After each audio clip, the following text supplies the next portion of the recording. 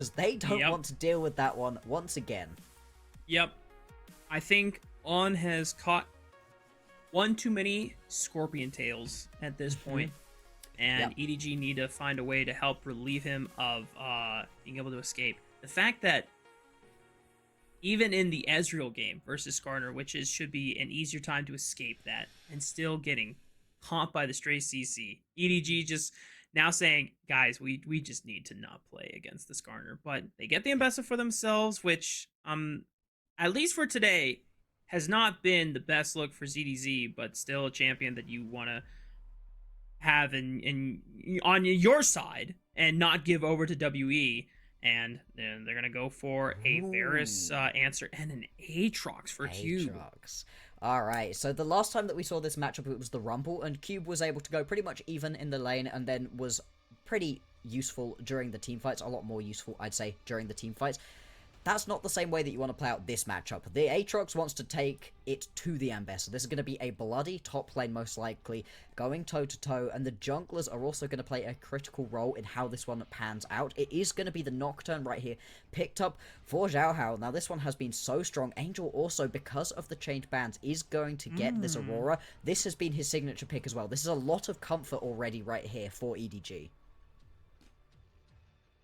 Once again, heavy dive from the side of EDG, and this time Xiaohao is more of an enabler of the dive rather than a benefactor of the CC setup that we saw last time, since he ran the Lilia trying to kind of recreate what was a magical winning moment for EDG in their first time against WE in the first round. But this time, I think by having Nocturne on your side against now WE, who are trying to find ways to dissuade the dive with the Talia pick coming in, you are now putting more pressure on Angel and On to be the ones to make use and benefit of the fact that you are turning out the lights and blanketing out vision for the side of WE. Yeah, absolutely. It's going to be a big part of them trying to find better team fights than they were able to in their previous matchup. So we've talked about WE pretty bad at the team fight, so being able to do that should help them out in this situation and really disrupt what it is that WE want to do. They're going to have themselves the Talia as well. May well be into the mid lane, could also go into the jungle, has been moving around a little bit. I'd expect it to be a mid laner right now. It's pretty good into the Aurora. You don't have to worry too much about getting caught out by there. There is potential for solo kills, but you also give a lot during these bigger team fights. And what can be done with the Weavers will also impact on this game plenty. So we're going to see the Ziggs and the Kai'Sa taken off the board, as well as the Xin Zhao. Final ban coming through from EDG. And then we'll see what they want to round out this composition with. They're once again waiting pretty late on into their draft to be picking up their bot lane. Ooh, yep. WE, recall their one win against AL, and they remind themselves that Monki had a pop-off Viego game. And for the sake of avoiding Nirvana at all costs, they're putting their faith in the hands of Monki once again. Now, they're kind of low on burst damage in order to get the resets going for Viego, at least reliable burst damage. It is really just hoping that you get a pick set up with your composition right, and then Viego can run from there. Exactly, you really want that initial kill to be able to unlock this champion. I was hopeful when I saw the Draven hover. I think the Draven actually could have been really good in this situation, can bully very well onto the Varus, make it a very uncomfortable lane for him to play out, but I can understand why we're going to get to see the MF instead, as these compositions do round out right here. WE, they've got the kind of comp that can play a team fight. They want to play it front to back and then get that initial kill, make it work for Monki. EDG, as much as they can potentially front to back, I think they're a lot more going to be looking to find those picks potentials with the ulti from Xiaohao, and then see what you can do with this Aurora and the MF. The wombo combo potential here is immense. And there's not many ways for WE to escape a wombo combo if they get caught up in it. Monki, you can buffer with the Heartbreaker, and Q will have a dash on the Aatrox, but everyone else is kind of privy to getting caught in that massive chain. So for Karis and Taeyoon, gonna have to be extremely careful about their positioning, and normally avoiding something like the Rel when you have an Alistar to pund her away tends to be pretty fairly easy. You have to do that with the lights turned out. That gets to be a little trickier. Most definitely makes it a little bit harder as we do head on towards the Rift right here. Massive matchup. WE, EDG, winner has at least another shot at keeping themselves out of Group Nirvana. Loser straight down on into there at risk of having their split end so early on. No summer to play for if you end up at the bottom of that group. Critical matchup right here. Today, WE have come out on top versus EDG. Let's see if EDG are going to be able to get themselves a little bit of revenge. And we're on to the Rift, baby! EDG have to scrub away the result that occurred just what seems like hours ago. Probably like 3 hours at this point, but they can remind themselves that, hey, we beat these guys the first time around. WE just trying to maintain that confidence, that emotional momentum that they gained after finally being able to just struggle through but clinch out that 45+ minute win banger we saw earlier, as Taeyoon, Vampire, and Karis trying to take up position on this bottom river at the moment. Not going to find anyone for an early cheese kill.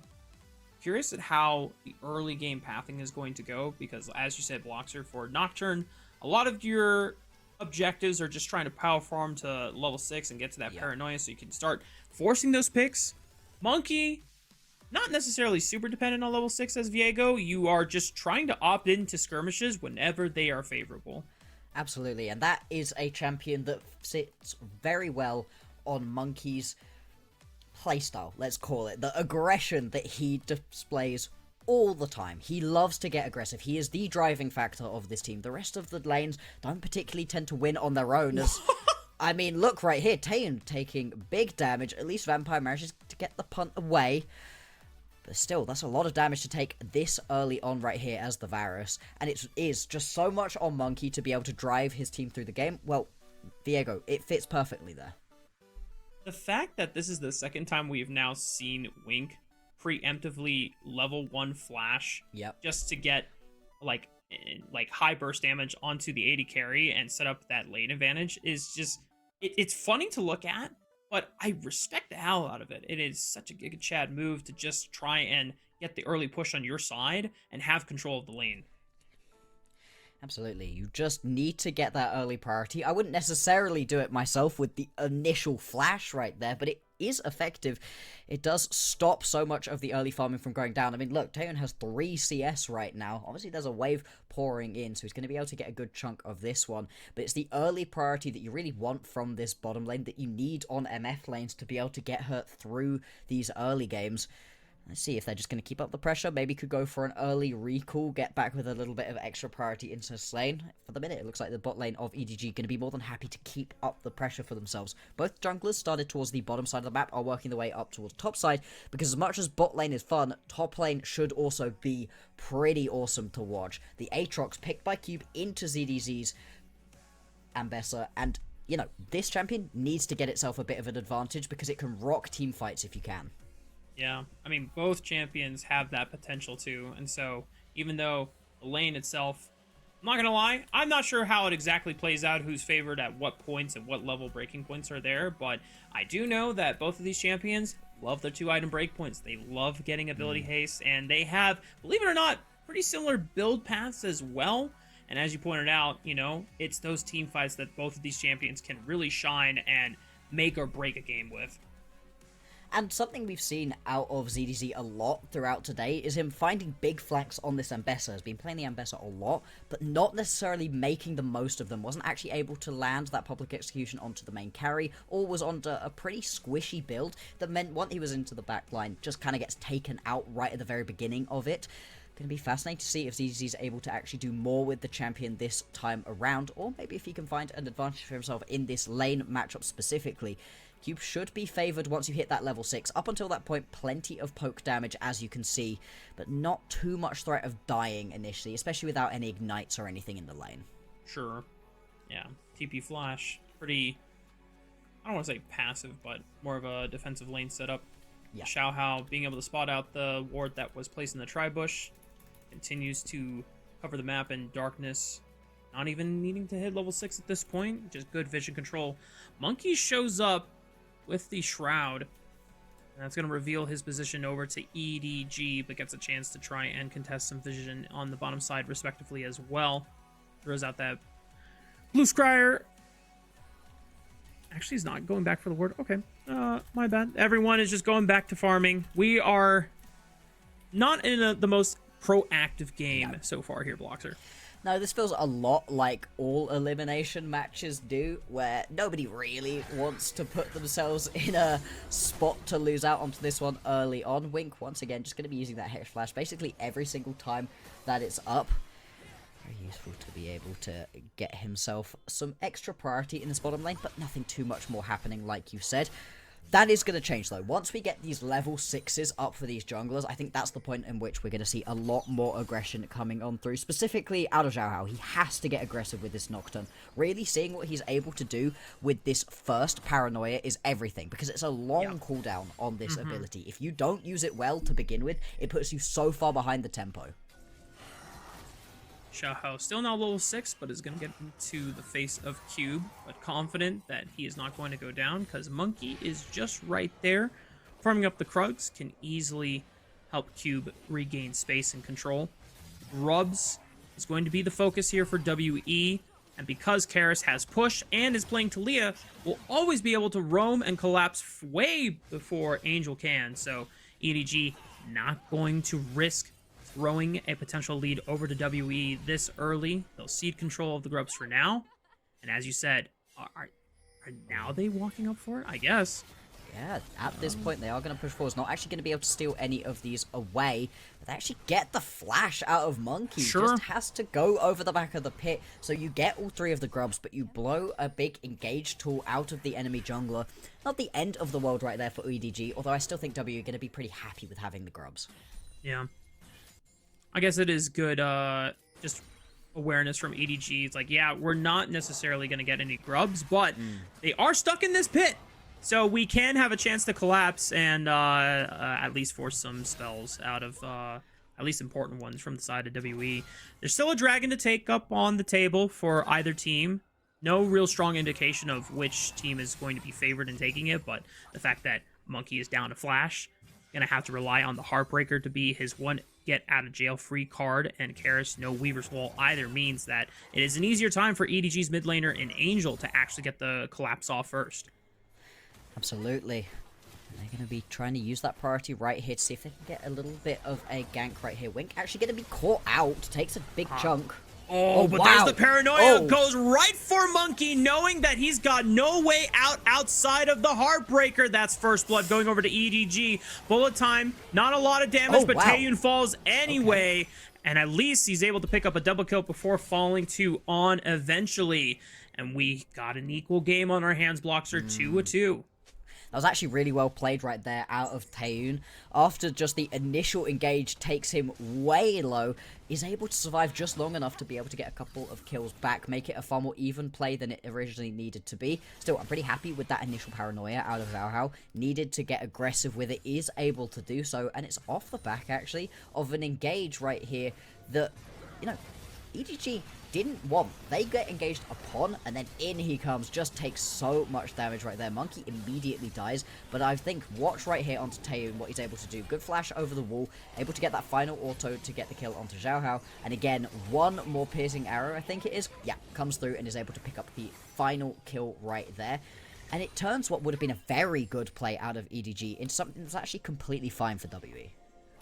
Man, Taeyoon is fighting with all of his breath, all of his soul, to avoid ending up in the 4th seed alongside the rest of WE. I mean, like, even in their losses, Taeyoon has really been one of the star performers for this squad. I think back to their first match of the day, the 42% damage share Ezreal, really just doing everything he can and more, even if it's not enough.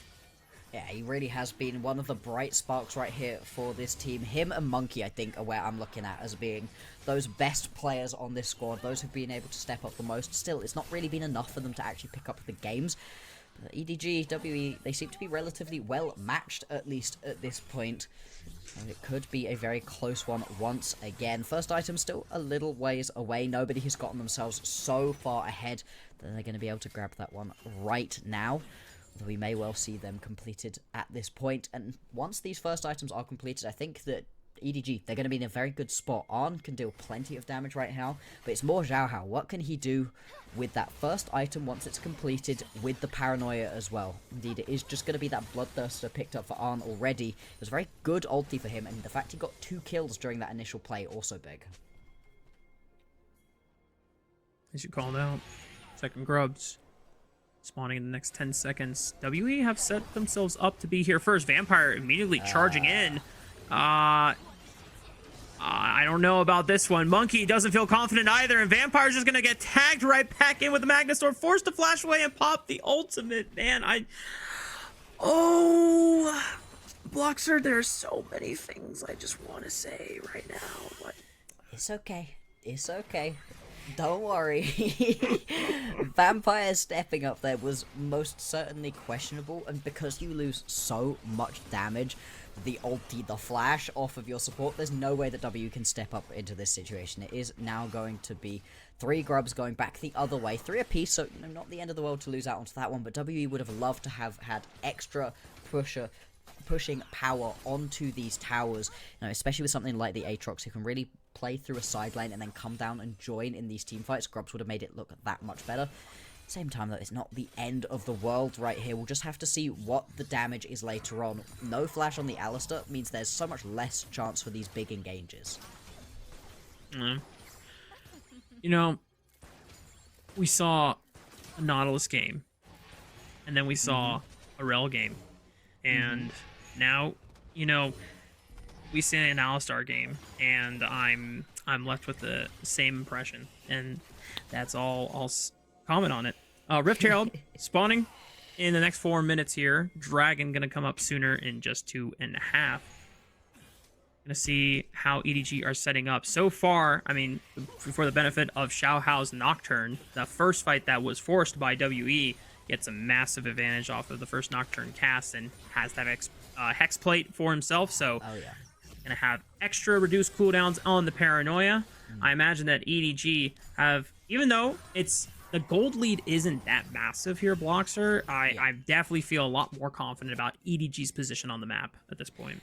Absolutely. They've just been so much quicker to rotate around to these objectives. They seem to be finding better ways into these little skirmishes that we're seeing. And I really do like the call out of the Hex Plate right here. I think it's the better itemization for the Nocturne at the moment. Sure, you can do more damage with other things, but it leaves you so vulnerable, so squishy. The Hex Plate giving you Paranoia more often, and just that little bit of extra tankiness once you're into the back of these team fights just means you're so much more useful to your team later on. Something that can be a little bit of a struggle for a Nocturne, especially into a matchup like the Viego. So yeah, EDG, they feel like they're in a great spot. It's been pretty chill though this early game, right? We haven't actually seen that much action. We saw a little bit around the grubs and nothing too much else. Be interesting if we're going to get a little bit more sometime soon. Like you said, minute now until the Drake is going to be spawning. That could be the next potential big skirmish factor, and having the Paranoia up for that one will be very important. Although he could just use it top here. Do you want to dive? It's risky. I would like to recall the example of one of the clips you showed about WE and their good moments, and one of them being the fact that Weibo tried to dive Cube's Aatrox, and it didn't go too well for them. So, if EDG have done their homework and they've checked their tape, they're never going to make that play unless they are bringing... Yeah. If they're bringing like 5 people for the squad... they've brought 4. They have 4, right? You've got the bot lane roaming up right now. Cube knows that something's up, isn't really going to step up. Actually does try to step up to his tower. That's a mistake here, surely. I mean, he's got the rest of reinforcements coming in, so maybe he's trying to bait it in. But EDG immediately back off. They've got decent vision control to show that WE matched the 4 on the top side with their own 4. And we're still 12 seconds away from another dragon spawning, and neither team seems to be that big of a fan for it, just trying to play for as many turret plates before they fell off at the 14-minute mark. Now, I imagine this is where the rotations back towards the bottom side of the map are going to occur. Yeah, absolutely. Everybody just going to move around. The play didn't even result in the tower going down, despite the fact, yeah, we had a lot of members roamed about. WE actually going to make it down into this bottom lane river a little bit quicker, so they're going to have the initial bit of setup for all of the vision. They haven't actually had many recalls, though, so might be sitting on a decent chunk of gold once they've started up this Drake. But with Xiaohao nowhere to be seen, not going to be any play back onto this one, and it's now going to be a second Drake picked up for WE. So the Drake stacking is actually happening for them, and pretty quickly as well. We've seen a lot of slow Drake stacking so far today. This is much quicker. Yeah, and it's an Infernal Soul game, so that is one huge, really nice caveat that WE now get a chance to play for, considering that you essentially have 4 carries on this squad, or 4 primary, 4 damage dealers that can all benefit from having that extra bit of burst behind that Infernal Soul. And for now, everybody gonna head back to the lanes, just try to keep themselves farming. Really, this game does feel very, very tense. Obviously, it has massive implications, as we've been saying. You don't want to go down into Group Nirvana, but you can tell that these teams are playing a lot more reserved than they did in their previous matchup. In the previous matchup we saw earlier today, felt like they were flying at each other constantly. Monki, at least, was unbelievably proactive on that Skarner. This time around, with the Viego, has been a lot quieter. Hasn't really been able to find any ganks early on. Is now going to be looking for these skirmishes instead. Another Drake not for a while. Herald now available at least, and that is something Monki is going to head straight towards. Just goes to show that, hang on, Cube might have caught out Angel, but Xiaohao pops the paranoia, and Cube realizes that he is no longer welcome to run him down. And Wink with the collapse will ensure that there is no escape for Cube. But meanwhile, on the top side, Monki and the rest of WE will try to make a cross-map play and take as much advantage as possible, considering that EDG expended quite the many men on the other side of the map. Yeah, kill and a tower going to be traded over here for just the tower top lane. The Herald will get a second charge, though, onto the tier 2. But still, good damage already being done right here onto the tier 2 by EDG. It feels like WE, they're just behind the play, and losing Cube's life as well makes it that much less worthwhile. In fact, tower actually going to be saved right here. Good ulti out of Anne just to push everybody away from WE. And they are not going to come out of this one on top. The gold lead now about 3,000 for EDG. Yeah, kind of posturing forwards right now. I don't think they potentially want to fight right here. But they are getting towards those second completed items. And that's when you do want to be fighting here as EDG. Yeah. If I'm looking at the ultimate indicator from Xiaohao correctly, it seems like his paranoia is back up. So they're just, you know, giving respect that he could cast it again. Take a look back at the replay. Cube seemed like he had Angel in his grasp, but just gotta keep tabs on the Nocturne, man. Yeah, you've got to know where he's at, because he can end up in your lane so very quickly. You see it right there. And the dive, very easy to be able to pick up in this situation. 2 minutes now until the next Drake is going to spawn, and these teams continue to kind of just float around each other, going for small picks, not particularly looking for these big fights. I'm surprised Vampire hasn't really gone for any of these big engages. Neither has Wink in a lot of these situations. It's pretty much just been, is the paranoia up? If yes, then Xiaohao's going to try for something, but hasn't even been using it on repeat. Not every single time it's up. Is more looking for these strategic times to go in, and so far it's working out great for EDG. Of course, we've talked a lot about this, right? Almost as much as we talked about WE not being good in team fights. EDG, they love a throw. They can get themselves big advantages, but unfortunately, we don't live in the mirror universe, and they've been really struggling to close games out. They're in a good spot right now. Not a insurmountable lead, though, and I've got to be honest, I haven't seen an insurmountable lead for EDG yet. Yeah. I mean, like, even when they had an insane gold lead in some of their matches, it suddenly just disappears in one bad fight. Yeah. On the ropes. And then, yeah, one bad team fight, one bad decision, going for a play that they just had no right to be making. And it seems to happen to them again and again. That's kind of how they lost that previous one up against WE. Obviously, you know, it's pretty early on in this game. Not expecting any throws to happen at this point. That would just be League of Legends right now. But it's just something to bear in mind as this game progresses on. Oh, CDC just waiting around the corner before to spring and pounce on the Monki. Vampire there they punts him go. away, but the Paranoia now looks for the lone wolf in Taeyoon, forced to flash over the wall. ZDZ the continues ulti. the charge, and a bullet time fully charged will deal a hell of amount of damage, but Monki tries to get the resets going, and he performs on the Nocturne. Wink trying to hold the line here, and WE might have just found that moment. The Reset City is undeterred, and it is not stopped, and Monki just gets to be the Viego King on the Rift. EDG lose 4, and WE are starting to come alive.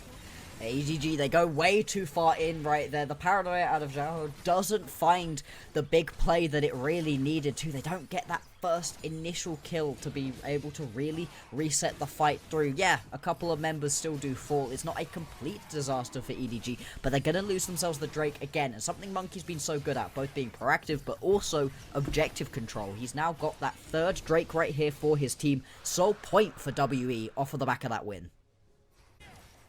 Take a look back at the replay. It definitely seems like EDG were favored to take this fight, but I imagine once this wall comes down, EDG just have no business to continue the fight.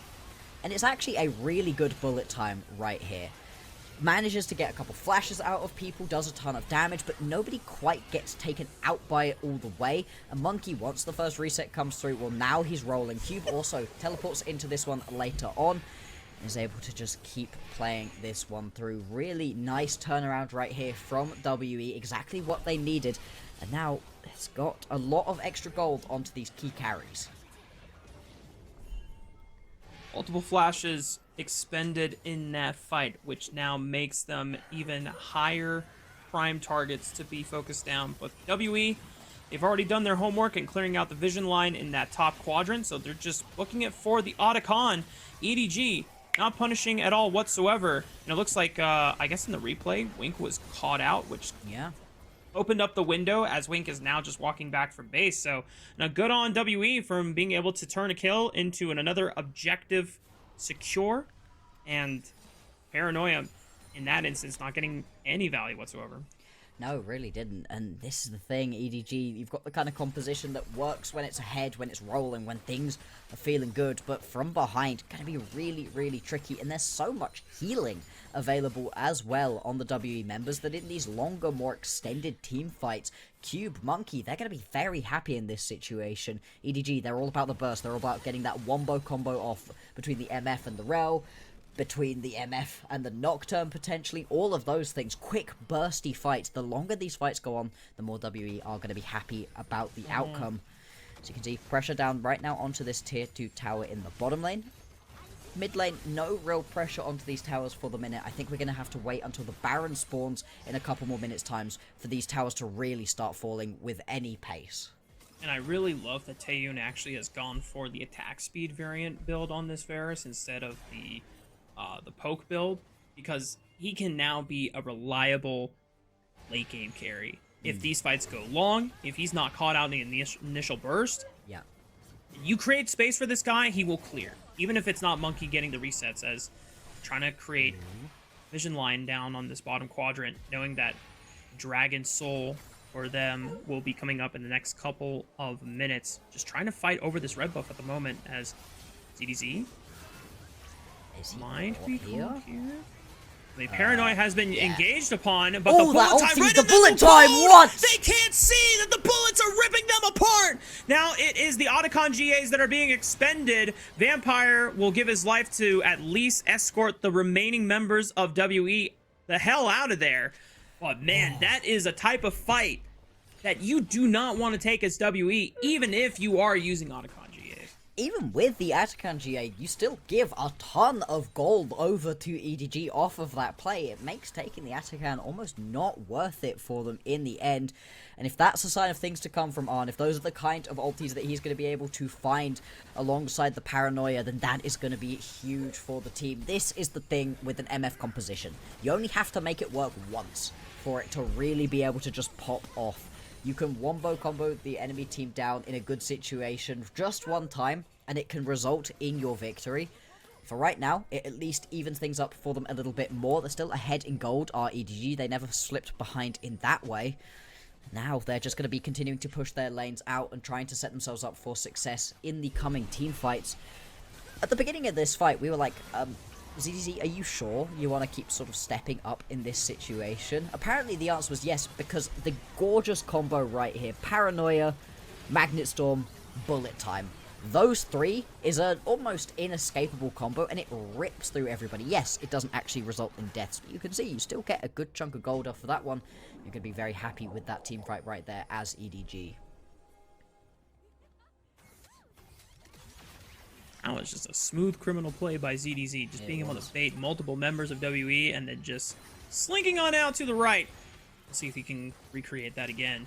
20 seconds away from the Infernal Soul. This is what we've been really getting tense about. This is a pinnacle moment for WE. If they can secure this, they put themselves at pretty much the best spot possible in the game to leverage and a massive advantage that would pretty much give them almost everything they need to really close out this game and fight for that third seed against EDG. Absolutely. They're going to have to find their way into these team fights just a little bit better. Cube just popped World Ender, if I'm not mistaken. Yeah. That is... For, fun? For what? I'm not sure. Yeah, and that's a big tool to now miss out on. I don't know if EDG spotted that. I don't know if they know. Oh, they're going to go right in onto ZDZ. He should just be dead here. I think he's just going to try to buy as much time and let EDG... Oh, Angel! Oh, Taeyoon just got sniped up by Angel on the Paranoia. Is going to completely blanket out the entire vision control for WE. Bullet Time rips through the front lines once again. But they give over a reset over to Xiaohao, or Monki, I should say. Wink trying to buy as much time as he can with this Magnet Storm, but On is still in the back of the pit trying to see if he can make magic happen. The cleanse, it's not going to be enough. The flash, and Monki gets to go to town with Reset City once again. No Infernal Soul secured for themselves, but they're getting a massive numbers advantage, and Angel stays too long on the Rift. And WE now have a chance to pick up this Baron instead. Yeah, they could just head straight towards this one. It's going to be the ace picked up. EDG just crumble in and amongst that team fight.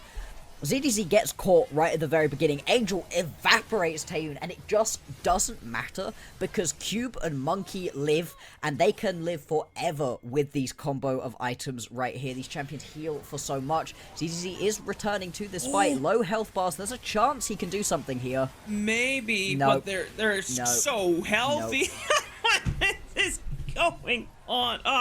Actually, I can't fault it. I don't like the execution looks horrendous, but EDG, they're desperate. They don't want to give over as many advantages as possible. No, for an organization this proud, that's why the World Ender was popped. It wasn't popped for nothing. Fair enough. But look at this team fight, right? ZDZ gets caught initially. This should be the best start you could possibly ask for a team fight, having the enemy ambassador killed right at the very beginning, but it just doesn't actually end up mattering in any way. Even after Angel gets the pump. Hang on. Oh, wait. I'm getting sniped out! Massive seismic shove from WE! Wait a minute! Bloxer, is this it? Done? Is it done? It could be! They have Baron buff. They just killed 3. It's only down to Angel and ZDZ, but this could have just been a series of disastrous throws by EDG, but WE do not waste their moment here as Angel's gonna pop Vampire with the Between the Worlds. Now it is a 4-on-2. ZDZ and Angel are going to have to pull out a miracle to save EDG from going down into group Nirvana. ZDZ trying to dash through all the minions here. But he goes down, and WE prove that they're the masters of their own fate. They prevail against EDG, and they grant themselves one more chance to get into group Ascend. Oh my lord. That's not what I expected. Whether or not I expected a WE or an EDG win, I expected another 40-minute game, especially after both teams spent the first 20 minutes kind of just staring at each other, you know, feeling each other out, not particularly going in. The second that WE's composition even slightly came online, boom. Immediate aggression. I'm impressed. Genuinely, I am impressed. I don't know that WE are going to be one of the better teams that we see in this tournament. I don't know if they're still going to end up in Group Nirvana even after the second chance. But coming into today, we were arguing between WE and LNG as the worst teams in the LPL right now. Poor LNG just getting a straight at the moment. Well, I feel like we've answered the question all of a sudden of who's the worst team. We'll get to them in a coming day. But WE, they pick up 2 wins today, both versus EDG, but still impressive. Yeah, listen, it wasn't clean, it wasn't pretty, but at the end of the day, WE wanted to win more. Just straight up, they fought harder, they fought tooth and nail, they persevered, they endured, they persisted, and that kind of grit, that fire in your soul is what will give you the moment to clutch it out when you need it most. Now, as you said, we don't know how far this roster of WE is going to go, but if they can fight like that in the qualifier matches, that extends their season. It gives them a chance to, play however long in Split 2, and then at least look forward to the fact that they'll have another split to play for in the summer. Yeah. You want more League of Legends. Nobody wants their team to be knocked out this early on. Nobody wants to miss summer. That's a lot. We talk a lot, right? After summer split for teams that get knocked out in the group stage. That sucks, Their split's over and we're not going to see them till January. Imagine saying that, like, next month. Next month, you're like, we'll see you in January. That's insane. That would be a ridiculous way to go out. And more than anything, you've at least earned yourself the right to play another game. At least another game in this next set of knockouts to see who goes up, who goes down. It's something, and at least showing that you can win. It's great for team confidence, team mentals. Monki has had some really impressive ones. I thought that there was some great play kind of across the board right here from WE. They still lost their games up against the other 2 teams. There's a lot more to learn from, but it's something. They are showing us something. EDG, what a monumental collapse for them coming into today. Yeah, and it's very heartbreaking because we were a little hopeful after the roster swap, reuniting On and Wink, the IG bot lane duo that built up a lot of chemistry and synergy, a lane that Wink originally was going to be playing bot lane, like AD carry for, but then role swap to support to make room for On, who was, kind of the hyped prospect at the time for IG, in the departure of Jackie Love. And it's not like it was merited. There was moments where On did play these team fights on the Misfortune really well. He chose bullet time moments for the most part pretty darn well. But there's just these small glimpses where EDG, I don't know if it's a breakdown in the communication or just losing sight of the awareness of where everyone is, but it's tough. It's tough to have a pretty sound lead that you can try and play the game with. It was never a lead that, like, 10,000 gold lead, but better teams don't lose with that kind of lead. They just don't. No. BLG, Weibo, you don't even need to give them a lead and you're still worried about them later on. EDG with a massive lead, you're still like, nah, they're gonna throw this. Just you wait. They're gonna throw this one. That's why we had the, alternate universe that we were talking about, where if they're able to complete these ones, they're actually competing for top seed right here in this group. If they're just able to close out games where they've already done the hard bit. The hard bit is getting yourself the advantage early on. Closing out is usually easier for teams, not for EDG. Something in them is not working right now. Obviously, they're not done. It's not like this was the knockout. This is just the placements for the 2 groups. We will get to see them more in Group Nirvana. But it's still not ideal. They're still going to have to go back to the drawing board in a big way. Yeah.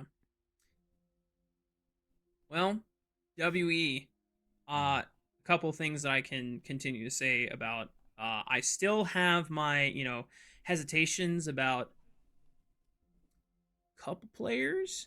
But as we talked about before, Taeyoon and Monki in particular, and I think, especially for WE, even before Monki started subbing in Split 1, there is a reason why at least WE wanted to funnel resources around Taeyoon. And even in some of these moments where the fights are super tough, Taeyoon is squeezing out as much damage as possible. He is maximizing his impact before he gets, taken down if he's, caught, whether by his own fault or the team not, properly positioning to protect him. And given how some of these games play out, I would argue, it's not always his fault. It's so, but Viego got the reset city, man. Player of the game graphic. It's got to be either of those two. Wow.